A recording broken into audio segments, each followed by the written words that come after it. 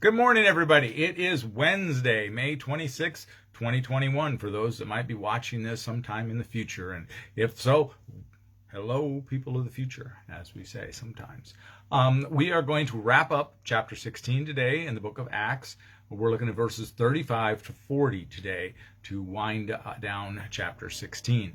Remember, Paul and Cyrus got themselves into a bit of a jam with the gal that was following them around with the spirit of divination, the spirit of the python, the ability to foretell the future, and her owners were using her for an income stream. They were having her tell fortunes for people for money. And she was apparently allowed to travel around unrestricted, even though she was a slave. And she was following Paul and Silas around and saying that they were that they were talking about the Most High God, a way to salvation. And again, as I talked about, I personally think they were more advocating for Zeus. They weren't advocating for God the Father, the God of Abraham. So their owners trumped up some charges. They couldn't tell them you couldn't use the real charge, so they basically said these folks are stirring up trouble in our town, and the magistrates had them beaten without questioning them and thrown into the stocks, and they then were miraculously rescued overnight by the earthquake, and the jailer converted and his whole family. That's where we were at yesterday. And so out of this calamity came a lot of good. So today we're going to go on from there. So verses 35 to 40 and the 16th chapter of Acts. When morning came, the magistrates sent the police, saying, "Let those men go." And the jailer reported the message to Paul, saying, "The magistrates sent word to let you go. Therefore come out now and go in peace."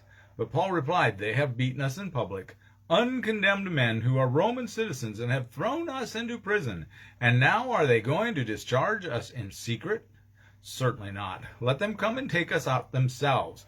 The police reported these words to the magistrates, and they were afraid when they heard that they were Roman citizens. So they came and apologized to them, and they took them out and asked them to leave the city.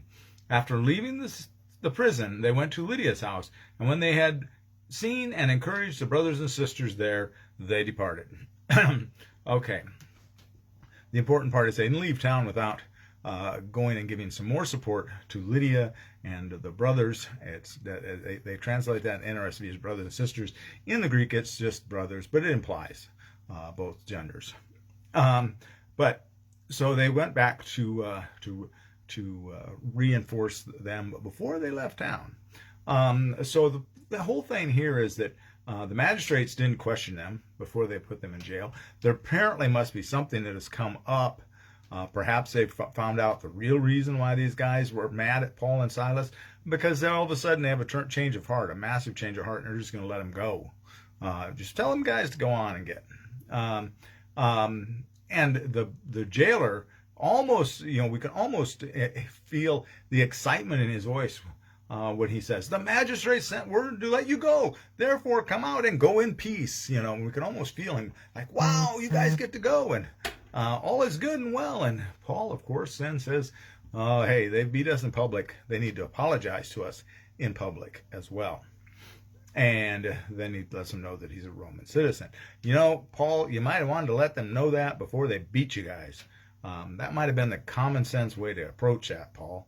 But Paul, for whatever reason, didn't do that here. He does do it later in other places in Scripture. He lets people know he's a Roman citizen. But so the magistrates are a little concerned because one of the things with the Roman, Pax Romanus, the peace of Rome, was maintained by force. It wasn't because everybody loved everybody. It was because you were afraid of the next level up. And the magistrates were afraid of the next level up because they weren't supposed to just, Roman citizenry had its perks. And that was part of getting people to become Roman citizens, because they could either be born that way or they could buy their way into being a Roman citizen. Paul, it's hard to know if Paul bought his way in or if he was born a Roman citizen.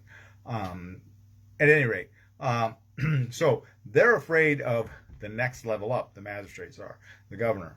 If the governor hears I've beaten some Roman citizens, without charging them, without finding them guilty, trying them, I'm in trouble, because you can't just do that. That's against the law. And they did have laws back then.